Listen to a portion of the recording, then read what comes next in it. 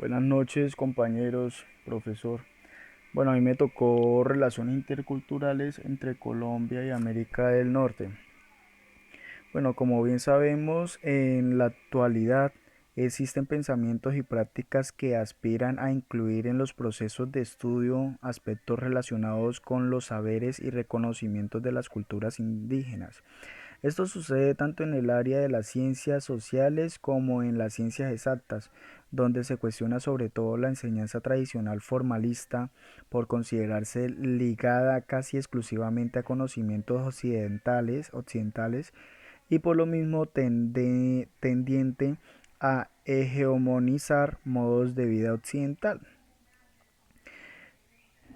Eh, es decir, se asume en las políticas sociales y educativas de los diferentes países que la aceptación y valorización de la diversidad es suficiente y se delega la responsabilidad de la puesta en prácticas de la interculturalidad a los pueblos y naciones. La presencia evidente en los países de América representa una diversidad que sirve de emblema más para promocionar el turismo que para el trazo de políticas públicas coherentes con dicha diversidad. Quizás por eso el término interculturalidad, aunque mil veces propuesto, sea cada vez menos entendido. El problema radica en parte en que ese término no implica lo mismo en las culturas occidentales capitalistas que en las culturas indígenas. El sentido y significado de interculturalidad como paz y unión de la diversidad dado por los pueblos indígenas pierde peso frente a los intereses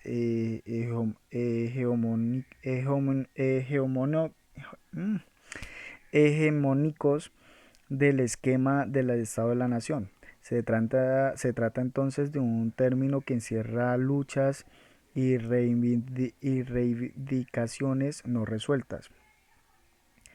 Eh, el ámbito académico por parte de la interculturalidad y pensadores adscritos o en el mundo dentro del contorno histórico no hay una comprensión específica de la palabra cultura. Eje sobre todo gira el término interculturalidad. En el mundo occidental, la concepción de cultura parte de las reflexiones filosóficas de griegos y romanos. Sigue por la teoría del medioevo, la apreciación humanista del Renacimiento, la ilunista de donde se asientan las bases para hablar de la cultura como sinónimo de la civilización. Dentro de esto siempre hay una relación con modelos políticos particulares que determinaron diferentes apariciones teóricas. El equipar culturas y civilización se genera posturas etnocéntricas en enciclopedistas y filósofos presentes a nuestros días y evidenciadas a pesar de los procesos de transformación social. Incluso hasta hoy erróneamente se continúa pensando desde muchos ámbitos que la cultura en privilegio o una dádiva que equivale a la educación o a un buen gusto, un buen grado de civilización, cuando desde la ciencia se sabe que la cultura es inherente al ser humano y no se puede concebir un pueblo o una sociedad sin cultura.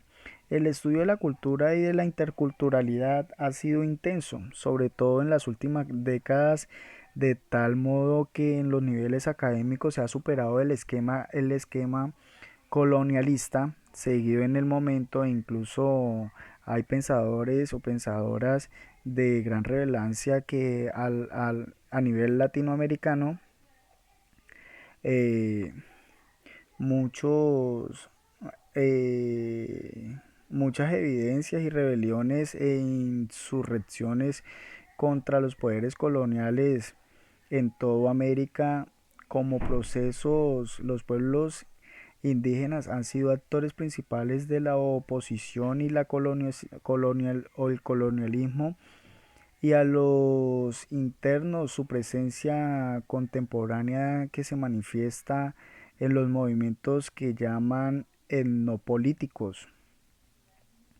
hasta la actualidad cuando se ha